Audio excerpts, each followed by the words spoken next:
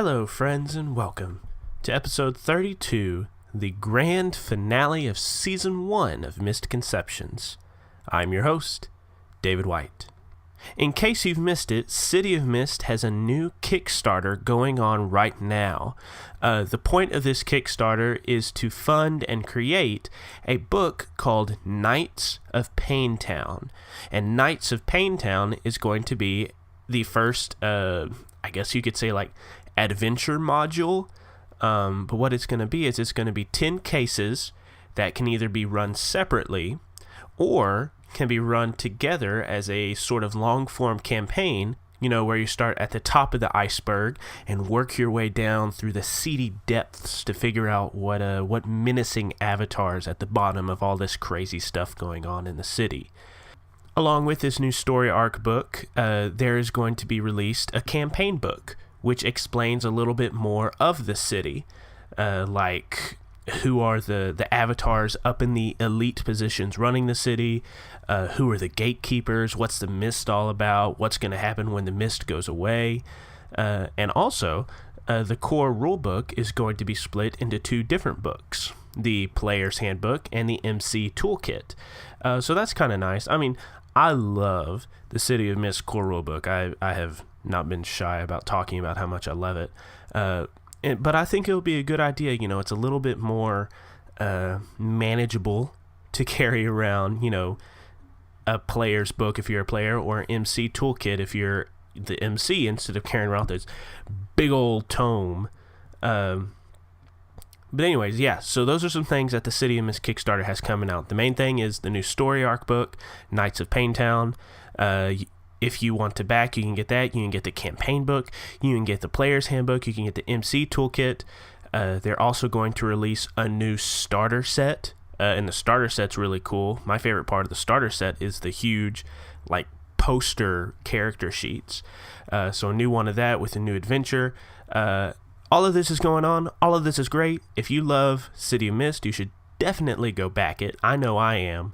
And the Kickstarter ends on August 25th. So if you listen to this episode after it comes out today, or, you know, a little bit later on in the future, hopefully it's not before August 25th, 2018, so you can hop over there and back City of Mist. Now, on to our show. This is the end of season 1. This is a big finale episode, very emotional. I hope you're ready for it. But this has been great. I have loved making this show. I've said that before. Filming this season was fantastic, and I am already looking forward to recording season 2 and releasing it. There are some show improvements and quality improvements, audio things like that I want to improve for season 2. And so what that means is I want to experiment with these and try them out before I release them. And what that means is there's going to be about a month or so break between the end of season 1 and the start of season 2. If you want to know any specifics about when the next episodes will be released, or how that progress is going, or if it's, you know, not going to be a full month or whatever, hop on over to Facebook and Twitter. I'll post updates there for people that are curious. So, don't forget about us in the month break. I hope you're excited for season 2 just like I am. There's some really great ideas that I have, and some really cool things I want to get back to doing with the new season 2. And also, it'll be a new jumping on point for new listeners. So you can share it with your friends and be like, hey, season 1 is over, but season 2, you can jump right into it. Releasing alongside this episode is our Geek Out after the season. It works just like, you know, the Geek Out after the credits, except with this, we take a look back at the whole of season 1 and how the characters have grown.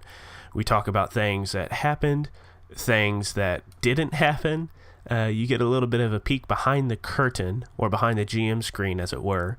So once you're done listening to this episode, why don't you go listen to the Geek Out after the season and get a little bit more of that Misconceptions goodies.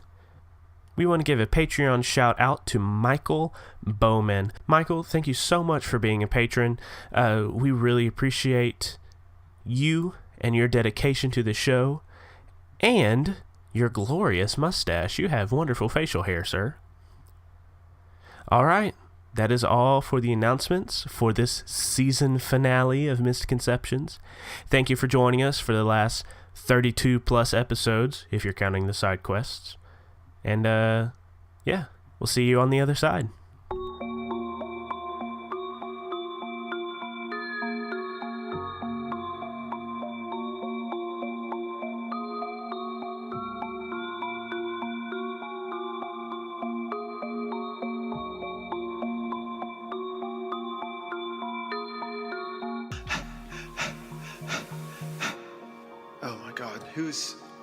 Where is everybody? Oh, what were people saying? Where were they going? Oh, I need to get a hold of somebody. Who could he have sent? What can they watch out for? I need to get out of here. Where am I parked? Oh my God. Do I have gas? Ah!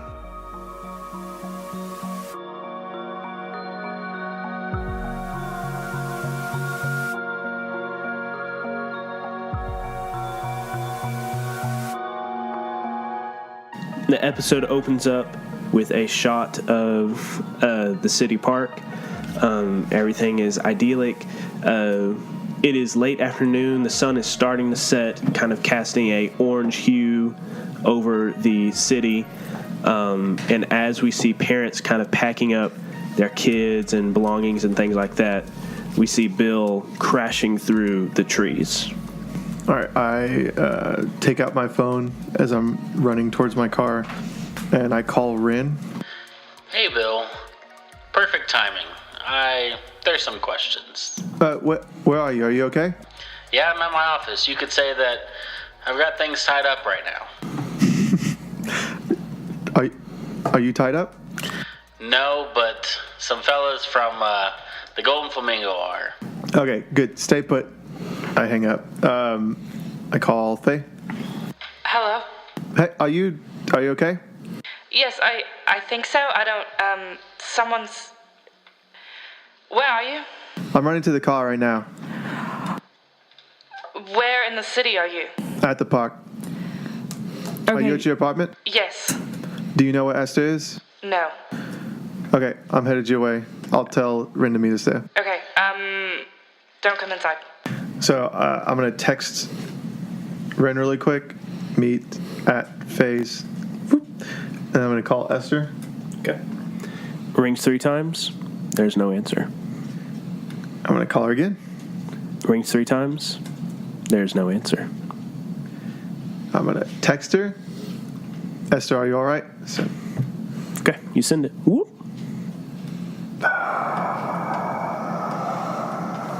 Okay, I dropped her off at the bar. All right, I'm just going to get the gang back together, and then we're going to have to figure that out. Ren sends Bill a picture of the 2 guys tied up and sends a gif of, like, what? And what do I even do? Just leave them. They don't matter right now. Just get out of there. I guess you have your employees to worry about. Figure out a way to get out of there or get them out of there.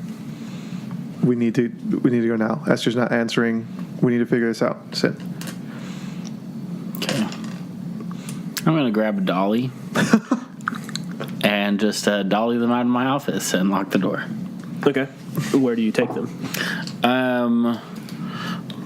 Very Batman-esque style. Just hang a piece of paper on them. And call 911. Okay. From a burner phone and just tell them the location. And okay. Do you leave them just in front of your office? Yep. Okay. So we see a shot of Rin getting a dolly, and then we cut, and then another shot of the dolly parked underneath these 2 guys in front of Rin Pascal's office with the note tied on the front. What does the note say?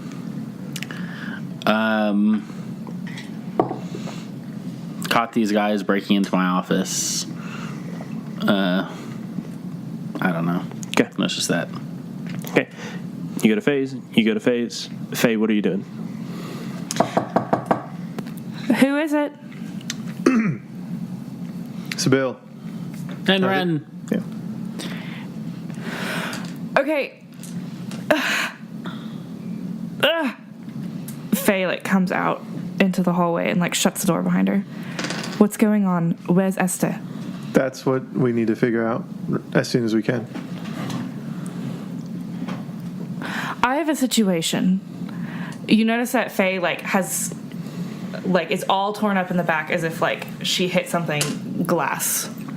Or, like, wood, or, like, but she's, like, all torn up in the back. She's just completely bruised up and barely conscious. Someone showed up. I don't know who it is. She said her name was Jessie. But she's in there, and I don't think I knocked her out. I didn't. I punched her really hard, and I think I broke my hand.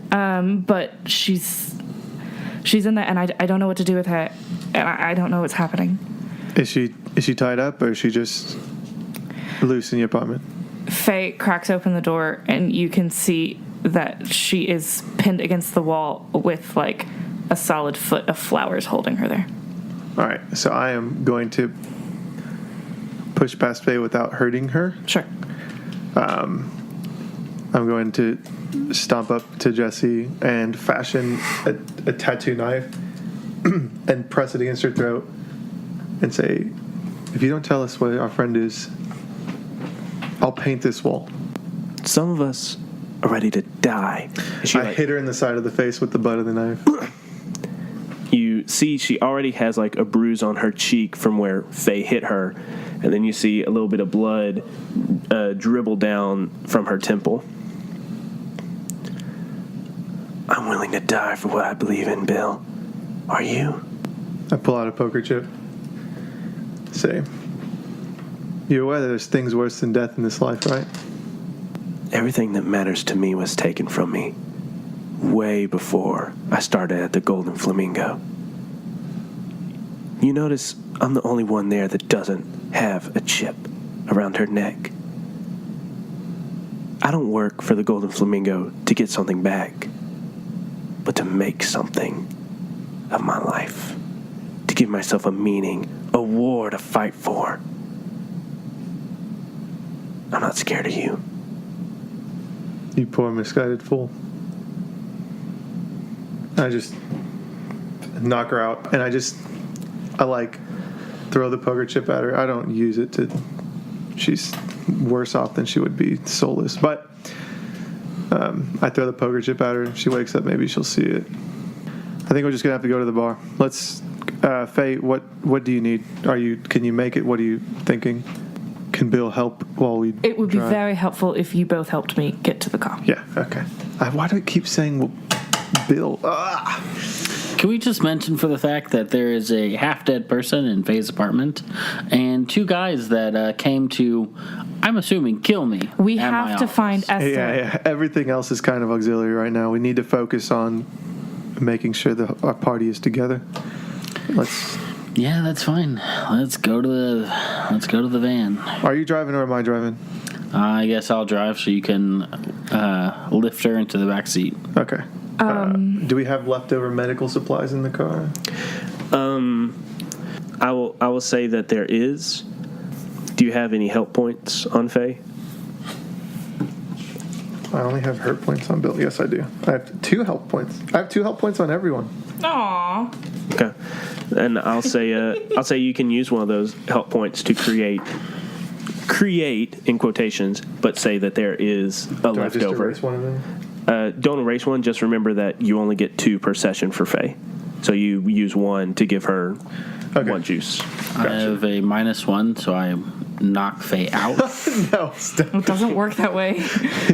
But that 1 juice, you can spend it just like in Change the Game, so you can reduce a status. Yeah. By 1. So we'll reduce that down. What is it, a 4? Yep. So it goes down to a 3. Woohoo! Wait, no. So if I'm... So you go down to a I go down to a 4, down to a 3. right? I go No, down to a because you're at a 4. You're almost to a 5. Okay, we're in the car. Yes, we're driving. We need to call Javi. You think that any of us have Javi's number? Well, considering you're the tech guy, I had a hunch that maybe you could figure it out.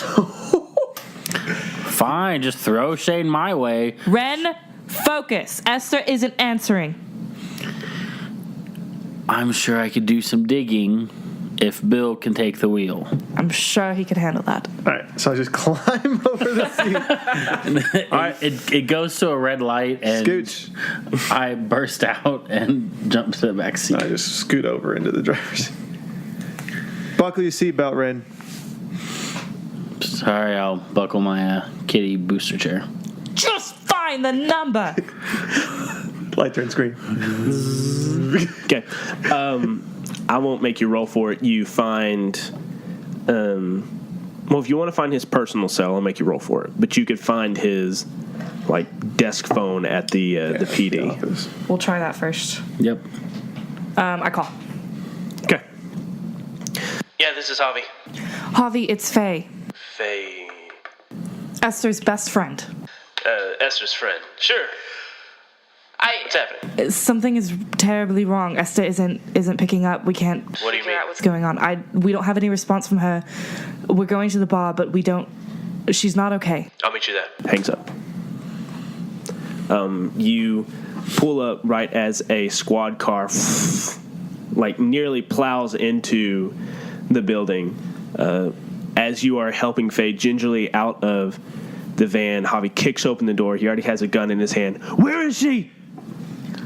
We don't know. Go, guys, go. I'll catch up. Just go. He runs through the canvas where the door used to be and tears it open. Esther! Esther! There's no answer. You follow in behind him. You see a table. Well, really, all of this is pretty messed up still. You see, sawhorses everywhere. I guess you haven't been back here since the monster attack. But everything seems relatively put together. But you find, as much as everything is kind of put together, there's construction going on, you see a table and chairs that are just shattered and thrown to the side.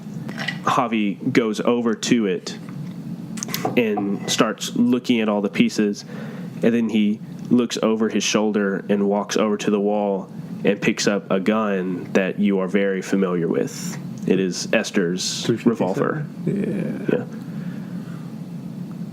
James. I'm going to walk into the kitchen. You open the kitchen. As you do, you see a shape move behind some counters. James, is that you?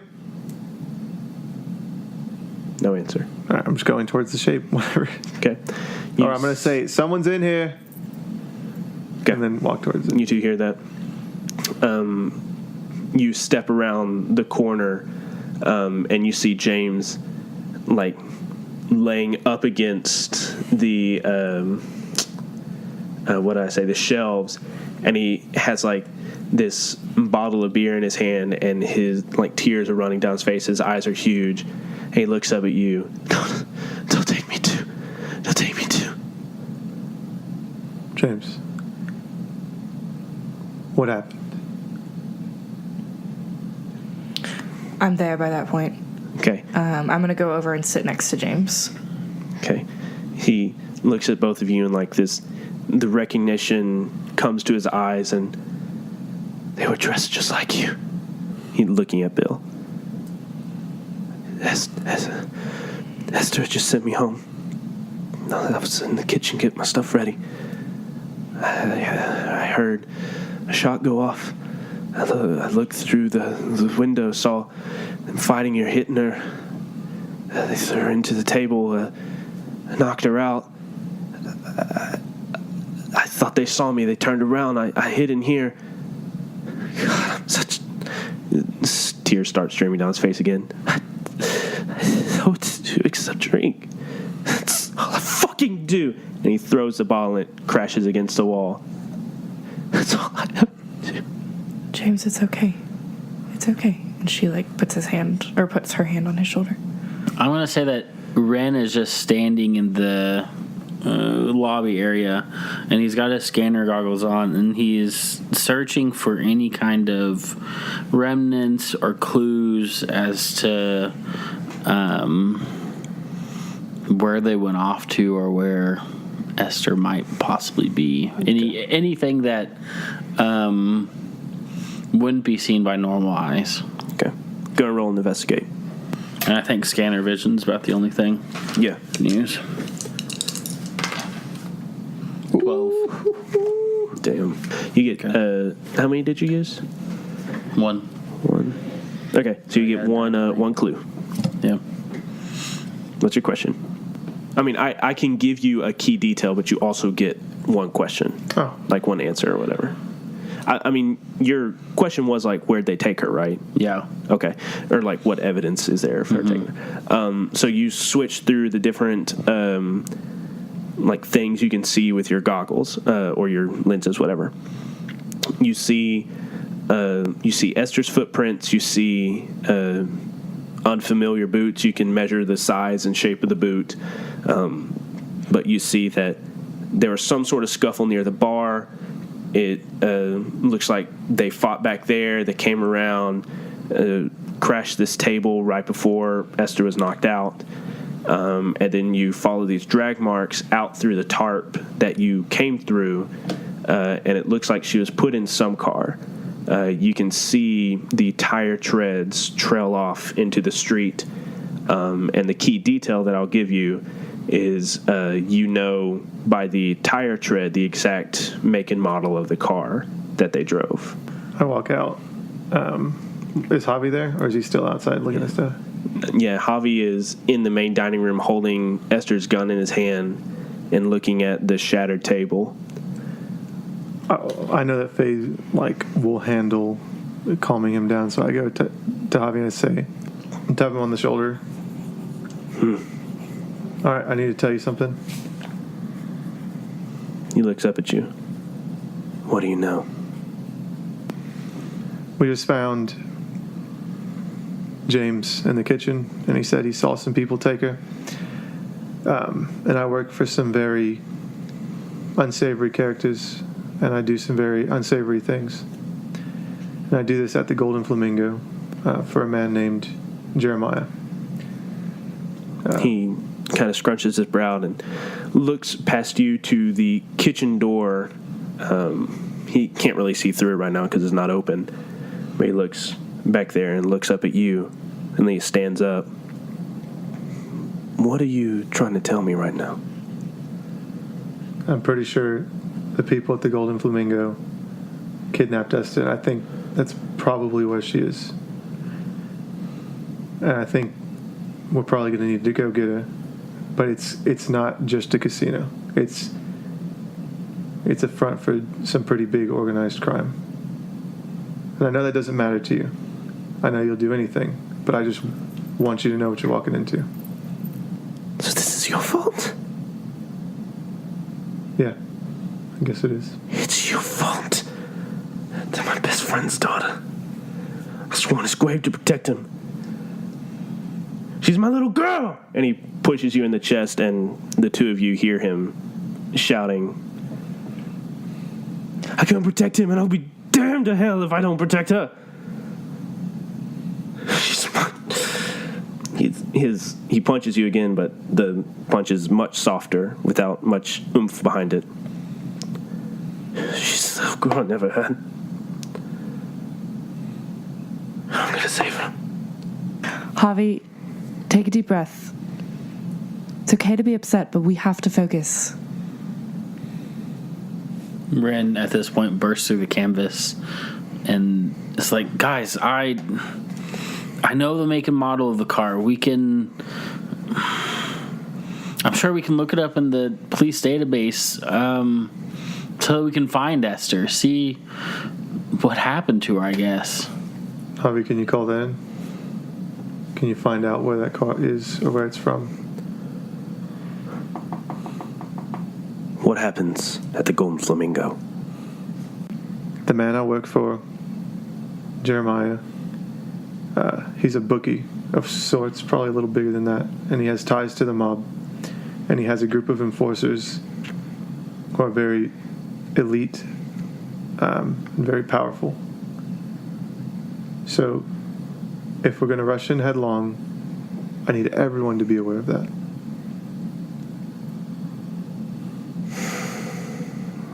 He sighs and thinks it over for a second. Yeah, I'll call it in. He takes Esther's gun and, like, puts it into his belt at the small of his back and holsters his own gun and walks slowly to the canvas tarp, pulls it aside, and goes outside to the squad car. Meanwhile, where are y'all three doing? Did y'all hear what I said? So this is your fault. It's not his fault. It's kind of my fault. It's not your fault. Just, that's not the point right now. We have to do something with James. He isn't okay. We can't just leave him, and I can't think of anyone to take him. Can't we just leave him in the car with us? At least we know That he would be seems like safe. a terrible idea. He doesn't know about any of this, and he didn't hear what was going on. Yes, but where would we put him? My office, where 2 bad guys just showed up, or your apartment? Could you call Deja? That feels like a very awful idea. As soon as you say that, you hear the squeal of tires. You hear sirens blare as Javi peels off in the squad car.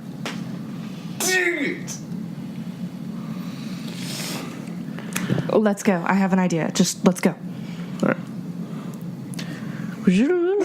Okay. Where y'all going?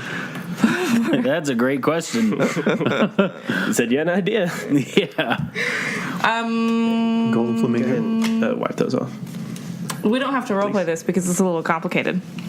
Okay. But the only person I can think of who I do know is Muhammad. Okay. So I'm going to call his office because I have before. Can I just say this episode is going very well so far? Yeah, y'all are killing it. Good job. Carrie, we miss you. Carrie, you're doing real good. We're coming to get you, Carrie. You're playing your role perfectly. You are. Whatever. I can't Lockley and Catton. Oh, Catan. Catan. Okay. Cat. Settlers. Okay, so you call. Read my handwriting. Ring, ring, ring, ring, ring. Hello, you've reached the office of Lockley and Catan. How can I help you today? Yes, hi. Who's this? Is this? This is Mohammed. Catan. Okay, yes, Muhammad, this is Faye. The one that you abandoned on the sidewalk a while ago? Oh, Faye. Yeah, how you doing? Here's the thing. Hey. I have an issue and I'm gonna need you to repay me, okay? What? I have someone that has gone through a very traumatic experience and I don't know anybody else who can help them out. So you're going to go to Morty's bar on such and such street. You're going to take care of him and you're going to make sure that he gets to safety. So thanks so much for your help. And I'll make sure that you have that done in 15 minutes, yes? Hold on a second. Who am I picking up? You're picking up a guy named James. He needs your help, and since I know you're in the business of helping people and abandoning people on the sidewalk, I know that you will be able to take care of this. All right, you're laying on the shame real thick. Yep, well, I'm kind of in a hurry, and I kind of need something taken care of. Remember that girl that we also worked with, Esther? She's hurt, and I need to go take care of her. So this is the way that you can take care of us. Woodard isn't gonna like this. Well, Woodard will get over it. I'll talk to him myself one day. All right, if you want to, it's your battle. All right, I guess I'll head on down there. Great. Thanks for your enthusiasm. Yeah. All right, so where y'all going? Golden Flamingo. Follow on, Javi. I mean, do we hear sirens blaring? Could we follow that? I mean, he is, like, gone by the time you get out. You can't see him, but you can, drive towards where you assume he's going. Yeah, so I'll drive towards the Golden Flamingo. Maybe I'll drive. Shoot. Ren, do you think you could get a something on where he's going? I mean, could you get his cell phone, anything? I mean, I'm pretty sure I know where he's going, but I want to, while we're driving, could you see if you can figure that out? Yep, I got you. Okay. I won't make you roll an investigate roll. You hack into the PD. You access their geolocation devices. You see that he is heading towards the Golden Flamingo Casino. All right, looks like he's going to the same place. Better gas it and make sure that we get there at the same time as him, or someone's going to die. All right. That's where we're headed. Okay. So you peel out towards the Golden Flamingo Casino, the road that leads out of the city proper and to the casino grounds, which are nestled up against the lake that the city is built next to. It is this elegant building, lots of decor. There's like a maze made of bushes and things, different things like that. But as you are pulling up, Ren, do you watch his geolocation, Javi's geolocation? Yeah. You see that he is stopped before he gets to the Golden Flamingo Casino. And actually, as you are peeling down this really mountain road, it's not very big, not crowded or anything, you see his squad car like pulled off the road and up into like the tree line. Look, there he is. Skrrr! Head towards. You stop. He went off the road and into the trees. Like he got in an accident? No, do you stop and like get out? Yeah. You see like the door is open and the trunk is open, but it not that he crashed, is that he made a very hasty stop. Right. And then kicked open his door, got something out of the back. All right. We're going to run towards his vehicle. Mm-hmm. You absolutely can. I cannot run. Oh, But no. Go. Seriously, go. Let me say that in character. Just go. I'll get there somehow. All right. So, sorry. Okay, you get to the car. You see the scene I described. Good roleplay. The door's kicked open. The hood is open. I mean, trunk I is want to go from, like, I wanted to get to his car so that we can go towards the Golden Flamingo, like, trying to maybe see if Ren can scan for his tracks or something. Oh, you're wanting to work in the forest instead of like going straight to the Golden Flamingo? Because Yeah. the road keeps going on, and he like pulled off to the side. Yeah. I'm trying to figure out where he's going. Okay. Go ahead and roll a investigate. I'm going to use my scanner vision to just look around the forest to see where he is, or if I can't see him in my immediate surroundings, to kind of look for tracks like I said. Okay. So +1. Yep. 7. Okay. You pick up on his tracks. He is making his way through the forest. And in the forest, it's a lot easier to tell where he's walking. But as soon as he gets to like the pavement of the parking lot, his tracks disappear. The Golden Flamingo parking lot? Yeah. As far as you can tell, he's making a beeline straight for the Golden Flamingo. What side are we on? Like east, west, south? The main entrance is facing south. So we're on the south side. I'm going to text while we're like going to Faye that we're at the south side parking lot. Okay. Yeah. And I left the keys in the ignition. I mean, Okay. And Bill, as you are you rushing towards the entrance? Okay. You notice that the parking lot is like empty, oh no. I guess which is very odd because this is like prime operating hours. Right. So I'll say I was running and then I start walking and then I start looking around. Where are you? I'm going to say that I'm maybe in the middle of the parking lot, and at this point, Faye is pulled up. Sure. Yeah. All right. So do you open the car door? Yeah. Yeah, absolutely. Faye, how do we get you so that you could walk normally? Well, unless you can fix a sprained ankle in the next 3 seconds. I don't think that's going to be a thing, considering I was slammed into an entertainment center and had someone beating me up and attacking me with a dragon tattoo. I'm not really feeling super great right now. I can sense your sarcasm at this point and your anger, and I'm just going to need you to tone it down a bit. Maybe you can create like a stent or like a brace out of branches or vines. Got it. Bill, what's happening? Why is the parking lot empty? I have no idea, but it shouldn't be. So I honestly think at this point we're just gonna get in there and make sure Javi's not dead, and hope that Esther isn't as well. Can you make yourself a crutch or a cane? Or, can you get in? Yes, I'll get in. All right. Faye begrudgingly creates a basically a boot type thing for her foot with like vines and sticks per Ren's suggestion, but like does not acknowledge it whatsoever. Does not acknowledge it was a good idea. Right. Okay. I won't say it reduces your status, but you can now walk at like a speed to keep up with the rest of them. Cool. Groot boot TM. Yeah, group boot. All right. And then Ren it's a whispers boot of Groot. A boot of Groot. Boot of Groot. A Groot I boot. am Groot. See, that wasn't so hard, was it? Oh my gosh, we're just walking. We're just walking. She just ignores Let's go. Okay, you make it to the main entrance.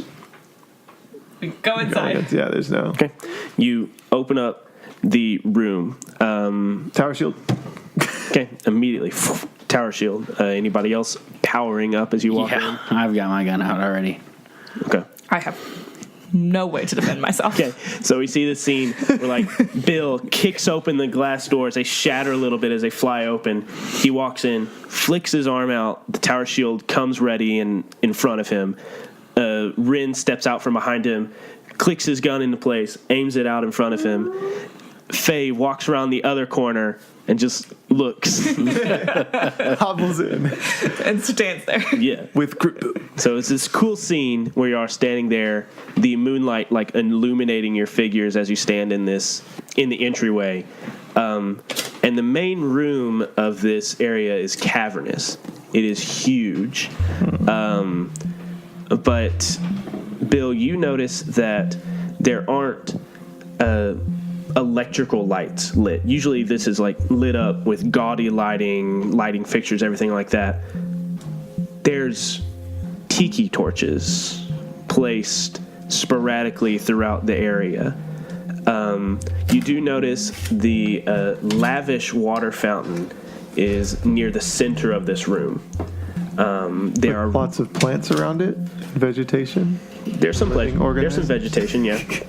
But there are rows of gambling machines and tables, and the facility itself is very removed and remote. It is away from most of the city. And as you kick open, you see the garish lighting, you see kind of dark overtones, this cavernous main hall, and you see all of these people dressed in Western gear, men, women, all wearing attire very similar to Bill's. Tattoos at the ready, glowing in green. They have these spectral weapons in their hands.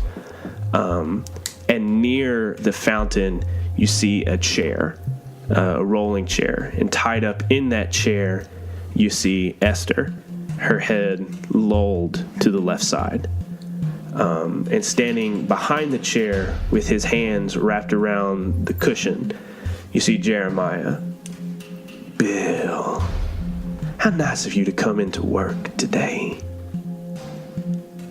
I see you brought your friends with you. I don't know why I'm so surprised. Of course, it would be you. The thorn in my side. It was you, wasn't it? At the water treatment plant. And then you with Marcus Malcolm down at the waterfront. You've been a stickler in our sides for a while, Bill. I cannot believe I put you and Jesse on the case to find out who you were. Well, thank the gods for Jesse and for somebody actually doing her damn job around this place. I just wish you could have brought y'all in. But that's fine. He reaches down with his long hand and, strokes the side of Esther's face. I'll take this one. Is he standing in front of the water fountain? Yeah. So the vegetation there comes out and slaps him on the back of the head the minute that he puts his He hand. turns around with a hiss. His eyes flare red for a second, and you see this black smoke billow off his person. And then as the plants kind of recede, the mist or the smoke contracts back into his form. Oh, I'm going to enjoy this. Now, Bill, I want you to remember, as I stand over your dead and dying corpse, as I take those 2 tokens from around your neck, that you will never see your wife and son again. Because only 2 things are certain in life, Bill. Death and debt. And boy, I got my fingers in both those cookie jars. Boys, bring me Bill's head. And then, all in unison, they and start marching towards you. Let's go! Where's Javi? Let's start this fight, Don't see bitches. All right. So, I have this new idea that I just tried out with Jesse, and it kind of worked. So, Faye is going to create another kind of like barrier maze thing that separates. So instead of them like being a big line, you see like all of the vegetation from the water fountain come in and like get in between everybody, so that they're kind of like taken aback, and it separates everybody out a little bit. Does that make sense? Yeah, so you're wanting to like break them up into smaller chunks? Yeah. Okay. Okay, so that's gonna be plant growth. I'm gonna say the more the merrier, since I have that stuff by the fountain. Okay. I need plenty of space for rolling. 12. Okay, that's a dynamite move. Change the game. So you get, what was it, 3 juice? I just had 2 tags. Yeah, but I think on a dynamite you get at least 3. Yeah, you're right. Okay, I think I'm gonna do this right, but I'm probably not going to. Create a story tag of plant maze. Okay. Scale up the effect so that it's like strong. They can't just like break through it. Okay. And prolong the effect so that it stays there throughout the fight. Okay. So you create this story tag. Go ahead and write it down somewhere. Do you want to post it now? Sure. Or, And it's at a tier 2. yes. And it's prolonged effect. Okay. So the vines and leaves of the foliage around the plant or the water fountain like whip out and weave in between the employees of the Golden Flamingo, and as they do, they're kind of cut off from one another, put into chunks, as it were, making it maybe more easy to fight a certain group and not have to fight like the whole horde. Okay, good. Who's next? So is Jeremiah still standing over me? He's standing over and behind you. Oh, he's behind me. Mm-hmm. And you are tied up, and you do not have your gun. Right. Okay, so I'm in a chair, and he's standing behind the chair, and he has his hands on the chair. But he's like so I'm in the chair, and he's over me. But he's not like No, he's just standing behind down at me. But he has his hand on the chair. Yeah, I'm gonna bite his hand. Okay. Go ahead and roll a hit with all you've got.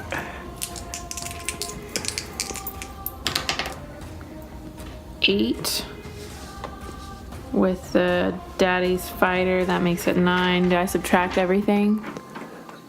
I'll say that since you're not like actively fighting or whatever, no. So you hit with all you've got with a 1. 9. With a 1? With a power of 1. Oh, yeah. So you rolled a 9. So you automatically inflict a tier 1 status. If I do, I gain the upper hand. Can it be like we collectively gain the upper hand? Or no? How would you biting him gain the upper hand for everybody else? I guess what I actually want to do would be hold the target's attention. Okay. Yeah, you definitely do that. Yeah. Okay, so you see his hand right next to your head, and you just quickly lash out, chomping down on his middle finger. He screams and tears it back, and you can feel like the blood and maybe like a bit of your flesh and teeth, or his flesh and your teeth. but as you spit it out, it's not blood. In fact, it doesn't even really taste like the iron taste of blood. It feels like if you bit into a pin, that inky liquid, very bitter to the taste.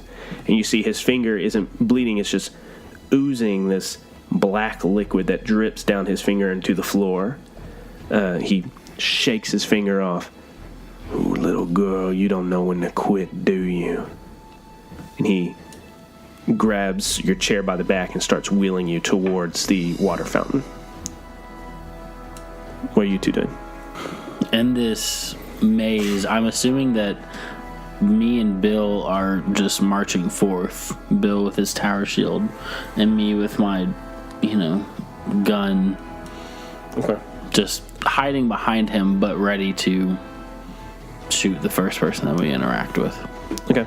So I'll say if Bill's okay with that. Yeah, if he wants to give you that advantage, he would need to roll a change the game. But yeah, y'all can be marching in tandem with each other towards a horde of employees.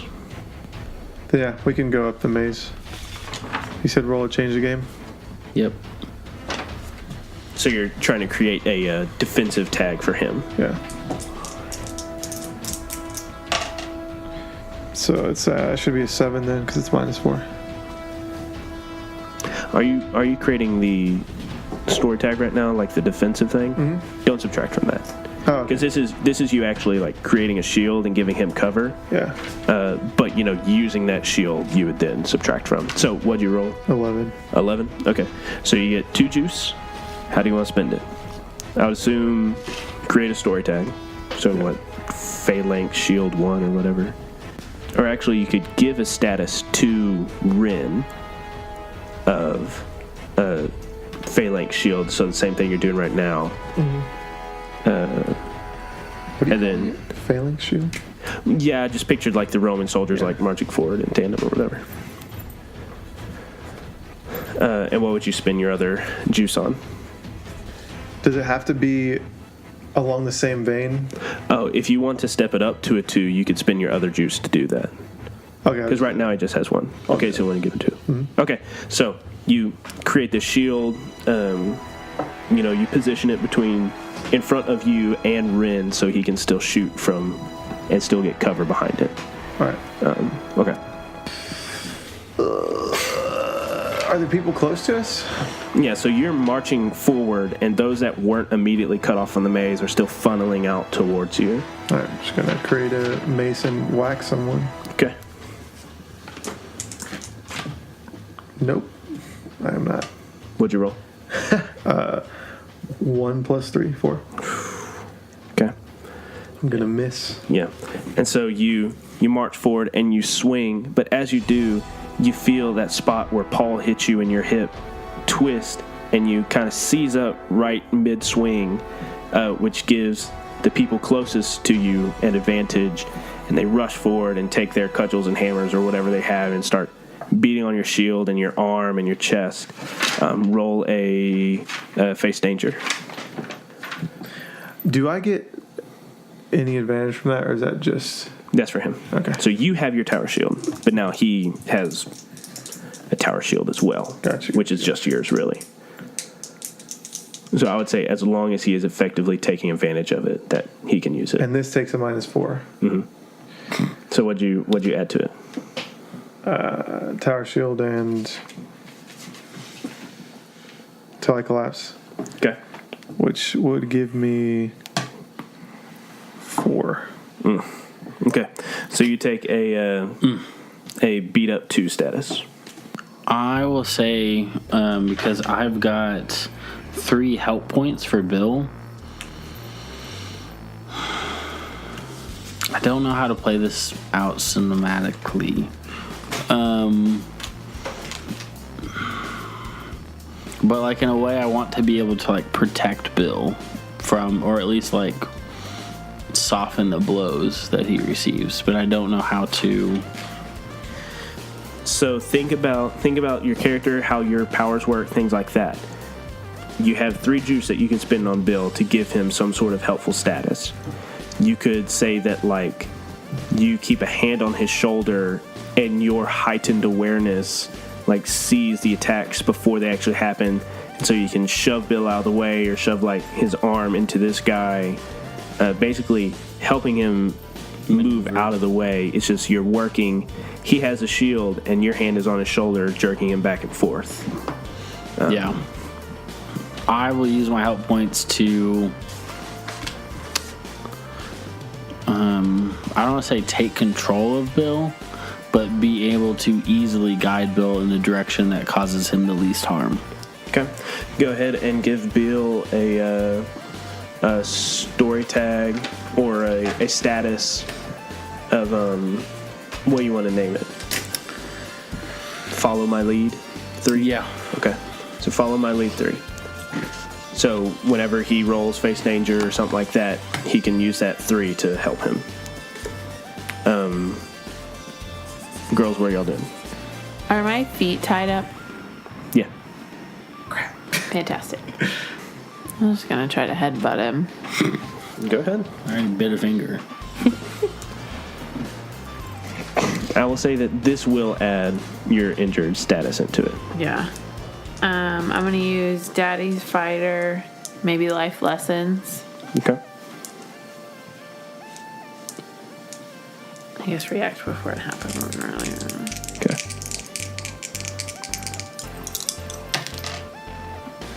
You got a 3. So you start thrashing, trying to hit his hand, but it's just so ineffective. And he chuckles to himself as he grabs your chair by the arms, lifts you up, and then throws you face first into the fountain and puts his boot on the back of the chair and pushes it down. Faye, you see these two guys getting swarmed with energy, or swarmed with people with their tattoo weapons beating on their shield. You see Jeremiah push Esther face first into the water fountain, starting to drown her. What do you do?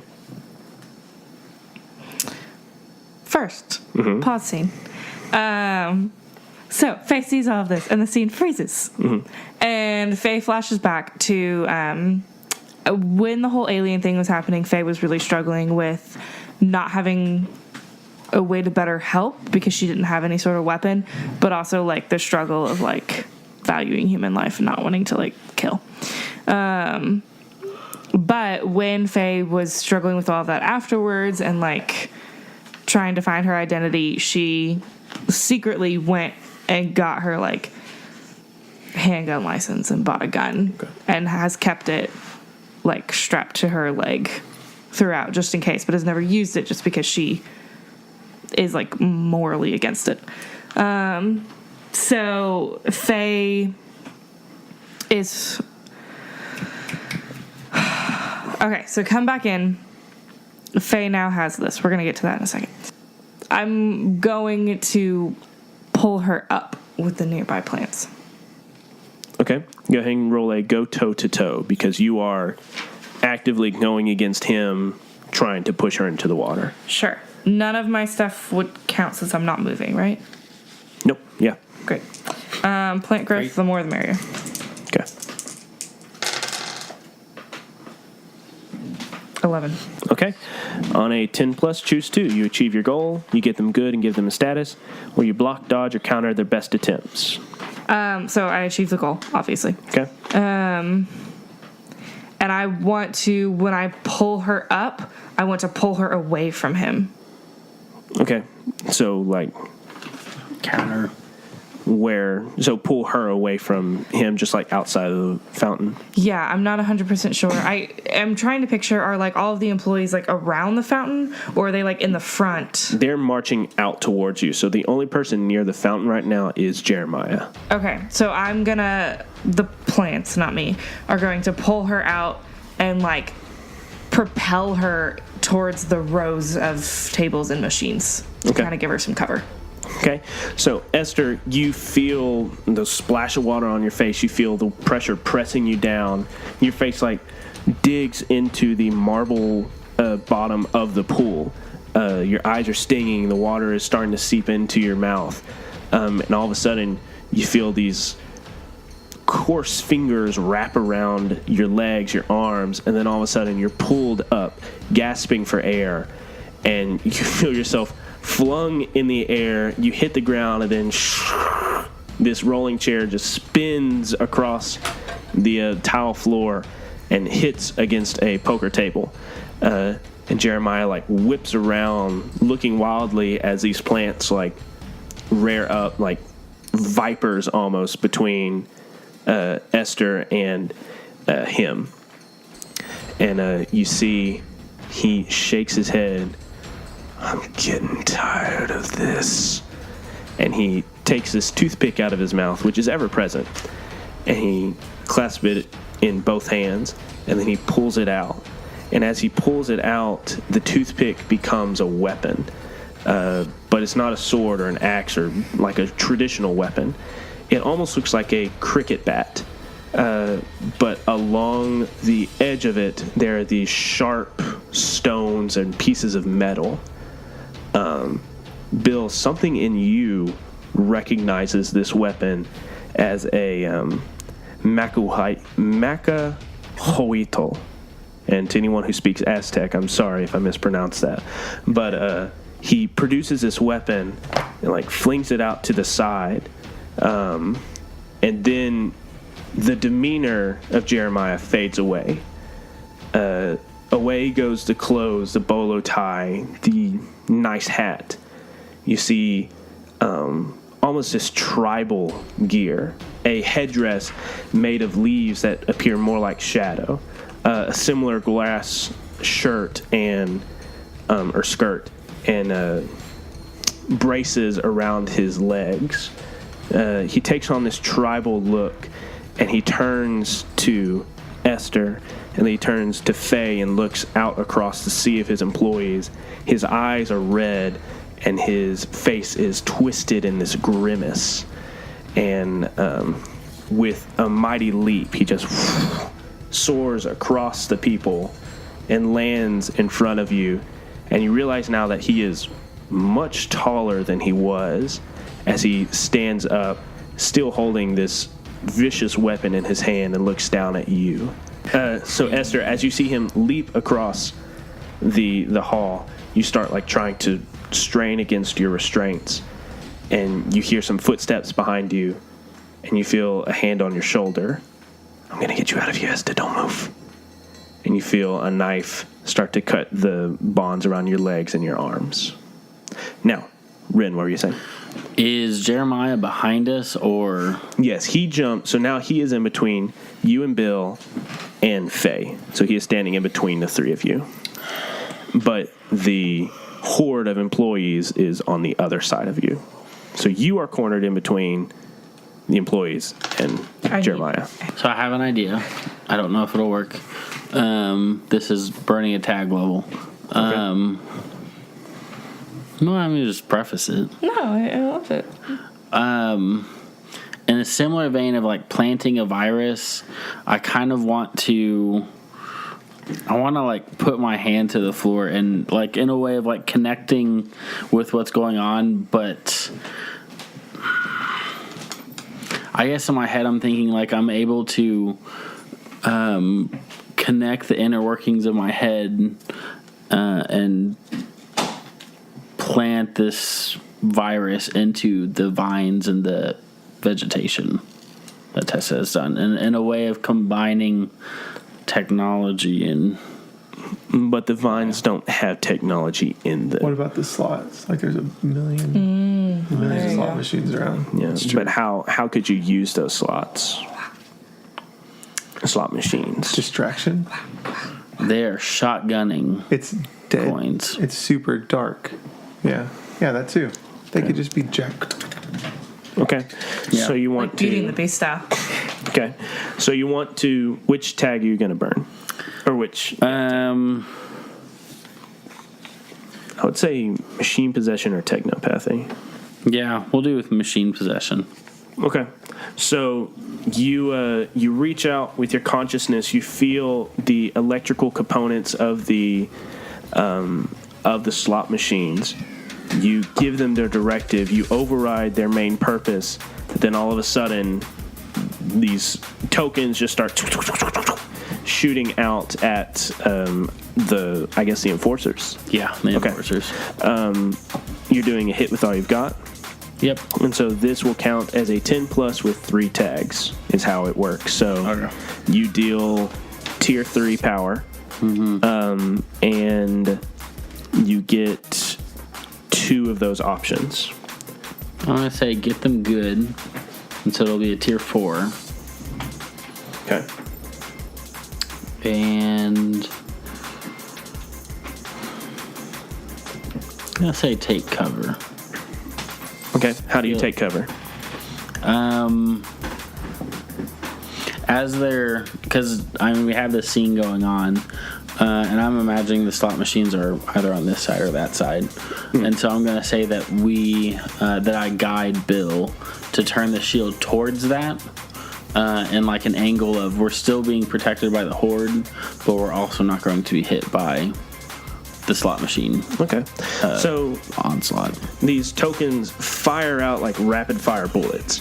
They start hitting the enforcers. At first, it's just an annoyance, but they keep coming and coming and coming, and they don't stop. They get harder and harder with each hit, and you see a few of them start falling or tripping or sliding and getting hit in the head or an eye, and it's incapacitating quite a few of them. There is still a group in front of you, but the enforcers that were nearer the back and sides are being thinned out by the machine attack. I'm gonna burn a tag. Just burning all the tags. Yeah, now's the time. Yep. And I'm actually gonna burn tattoo manipulation. And I want to ask you if this makes sense. I want to burn tattoo manipulation to use the tattoos that are currently on my body that aren't being used for my shield and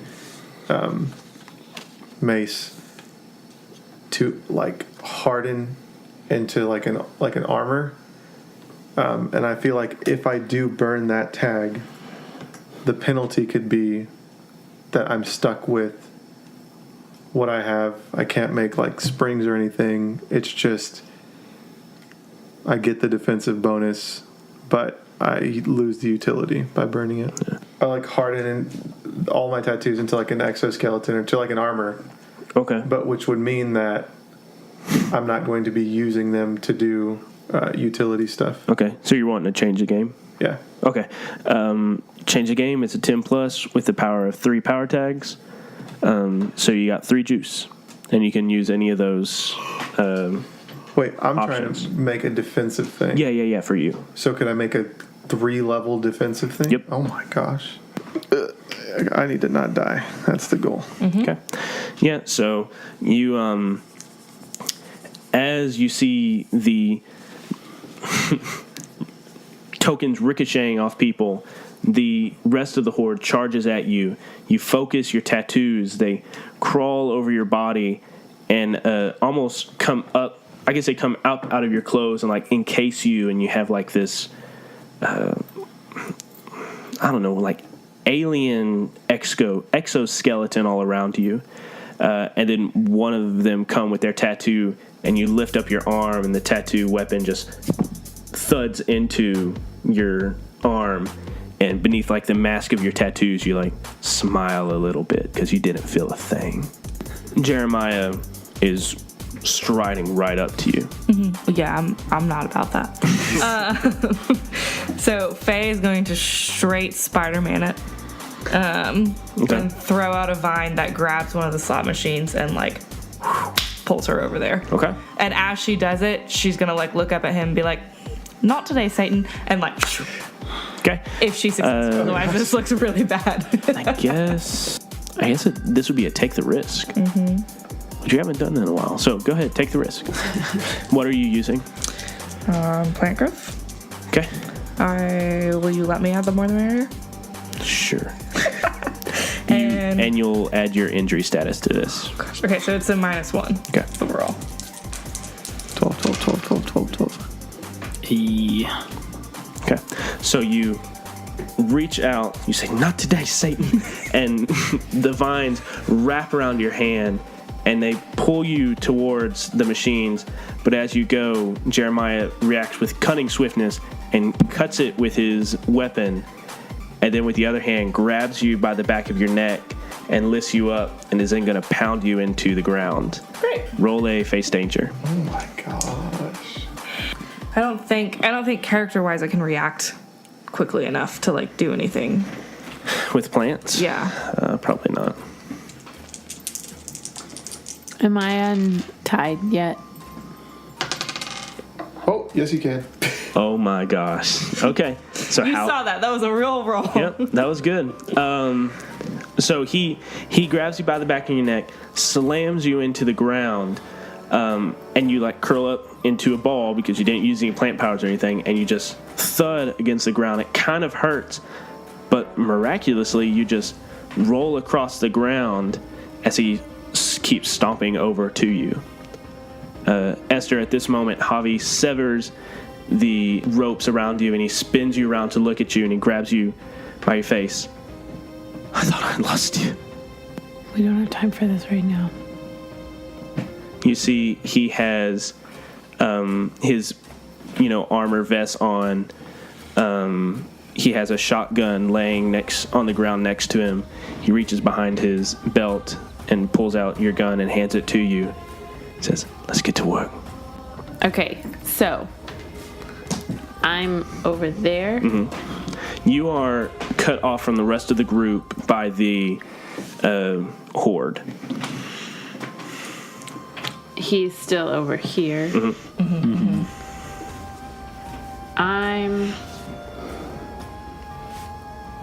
And he's distracted, yes? Oh, yeah. He's busy. He's like all about killing Faye. Okay.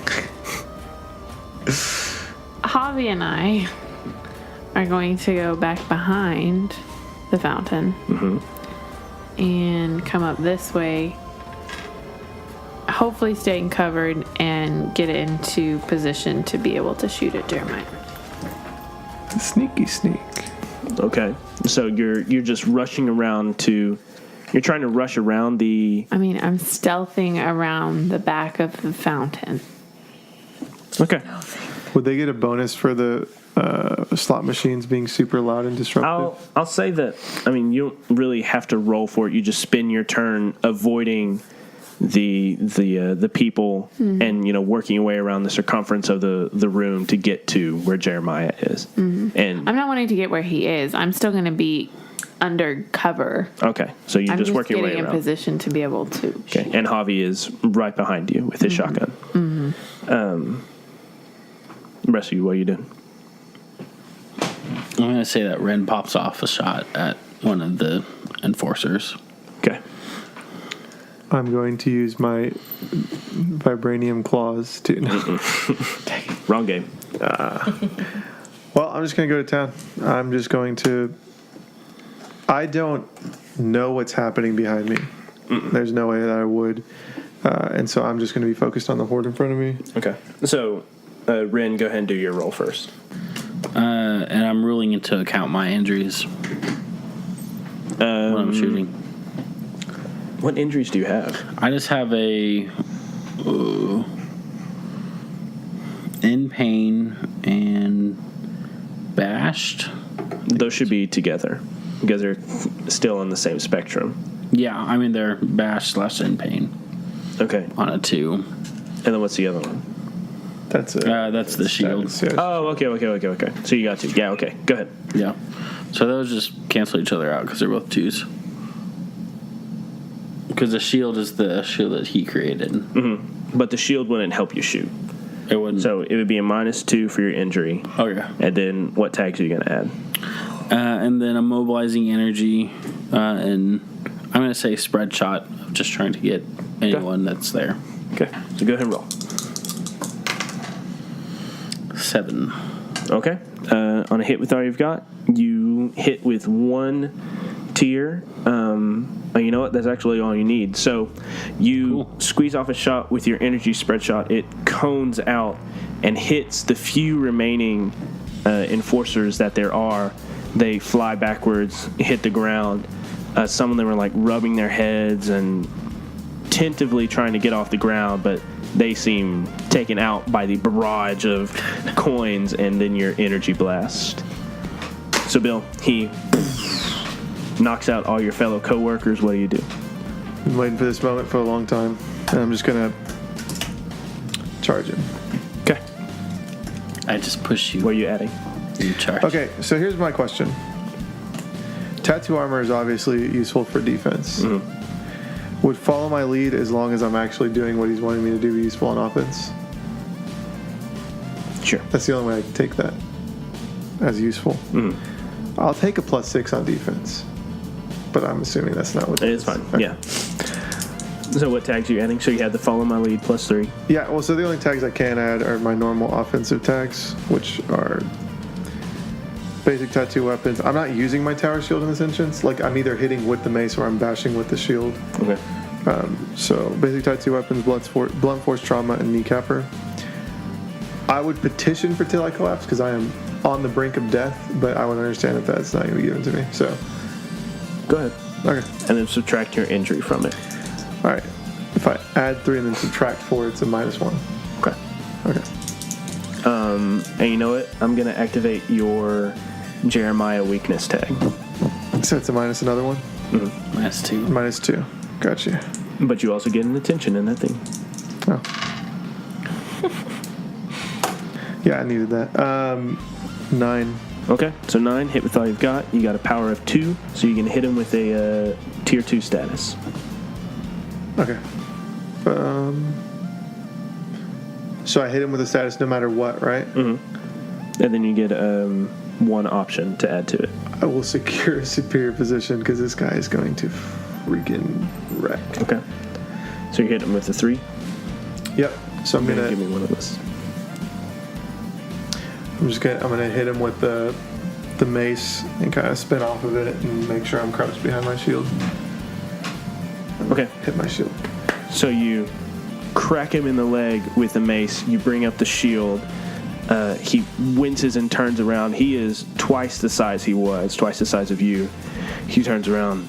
Bill, I've been waiting for this. And then his eyes flare, and you feel your tattoos tense in place. What can you add to a face danger to prevent him Crushing me? taking over your tattoos? Oh God. So this isn't necessarily like a physical attack. This is just when he froze you in place and had them beat on you, he can manipulate the tattoos on your body. No, just kidding. Manipulate these, bro. I think Till I Collapse applies, but I don't think anything else does. Okay. So go ahead and roll with a +1.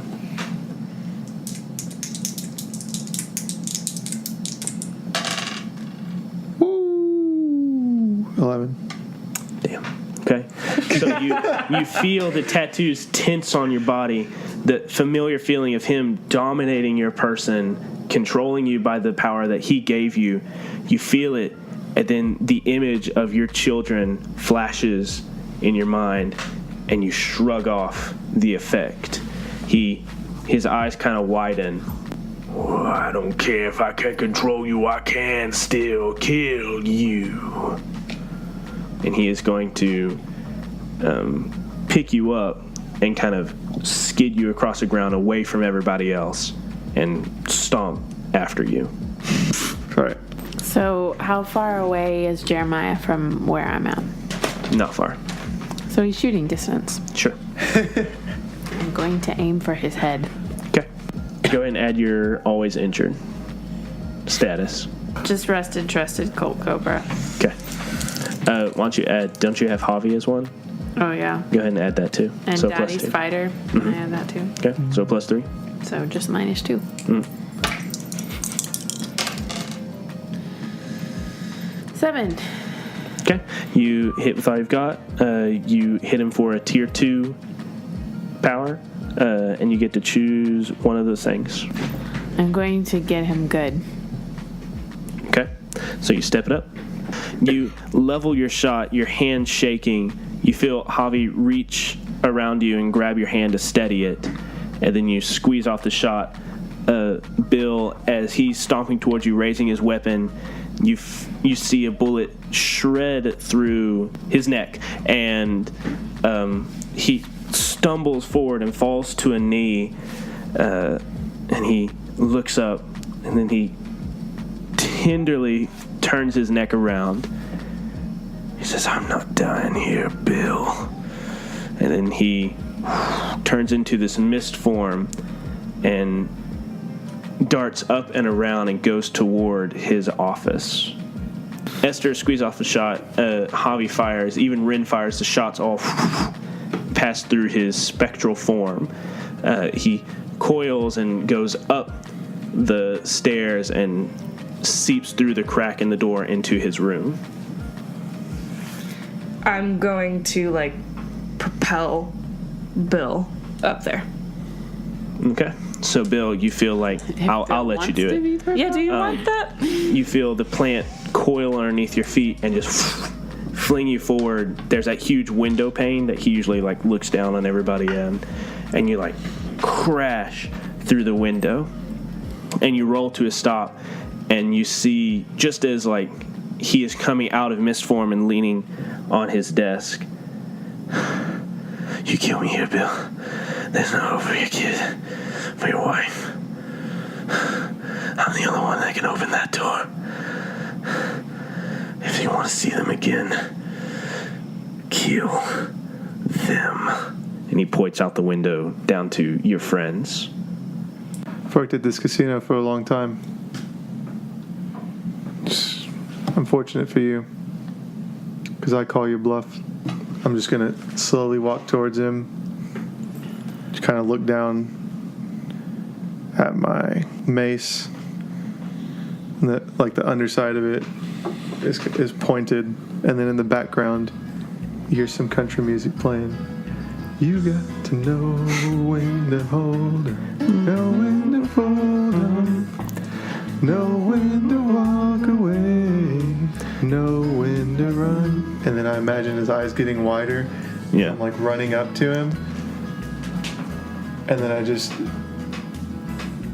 All in beautiful slow motion. Oh, slow-mo, yeah, absolutely. Yeah, because I forgot, they can't see me. See, I wish there was a camera.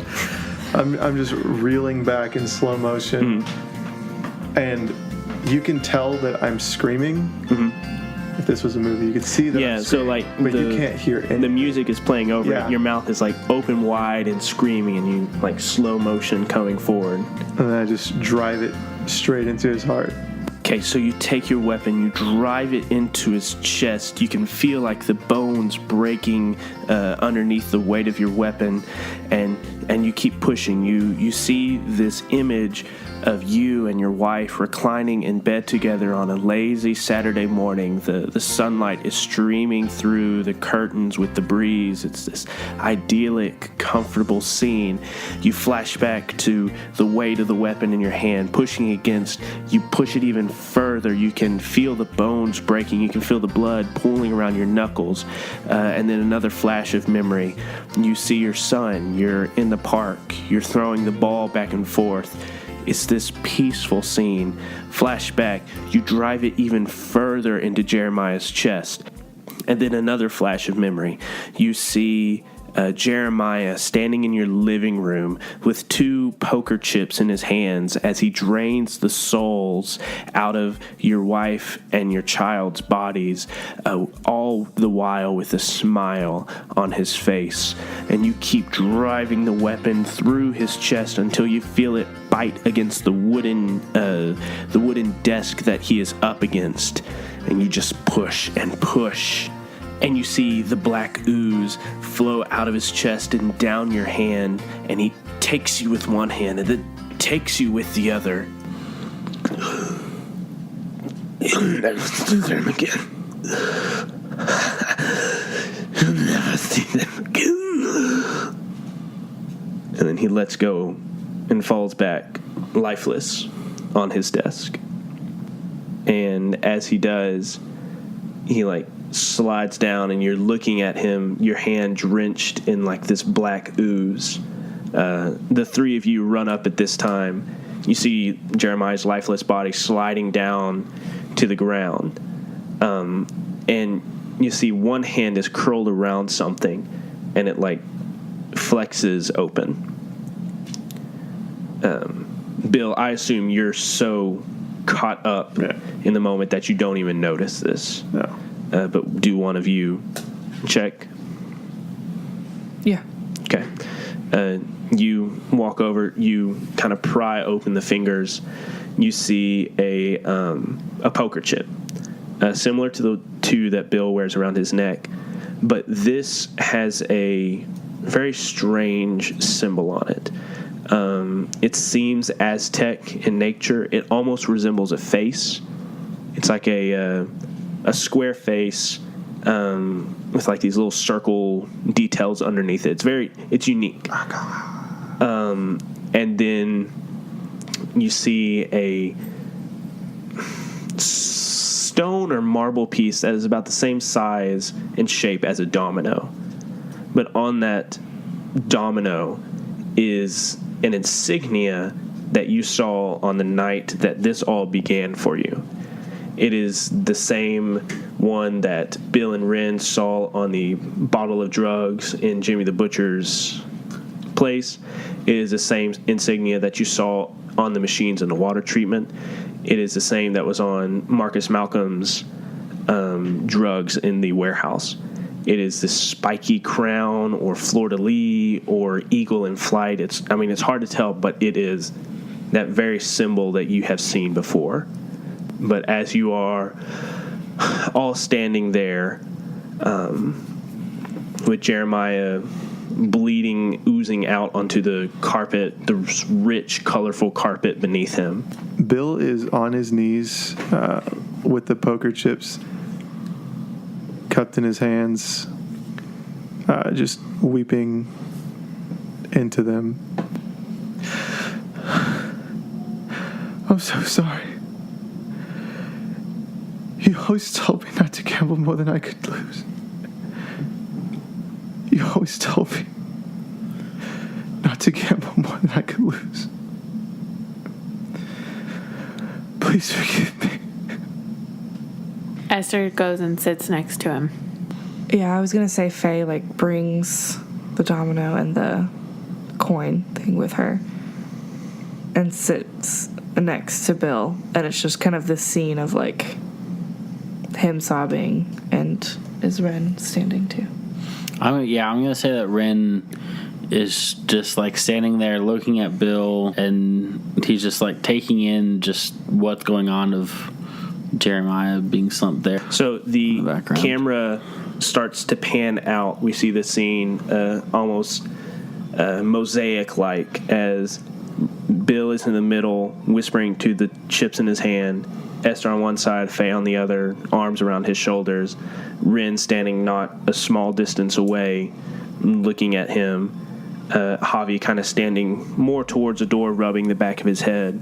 The camera continues to pan, and as it does, you see the machine shooting out their coins still, and then it kind of goes to a trickle with only a few falling out. One by one, the tiki torches around the facility start to go out. The camera continues to pan out into the moonlight. It's pale, it's quiet, there is no light.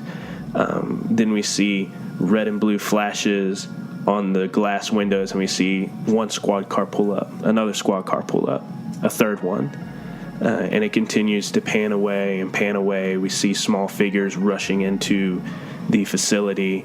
It continues to pan and pan. We see the moon hanging in the distance, the night sky, the hills in the distance. Pan away, and we see a hooded figure standing in the forest, and you see the red hood, and it turns, and you see the Oni mask. End of Season 1. Well, everyone, that's the end of Season 1 of Misconceptions. We are already so excited for you to join us for Season 2.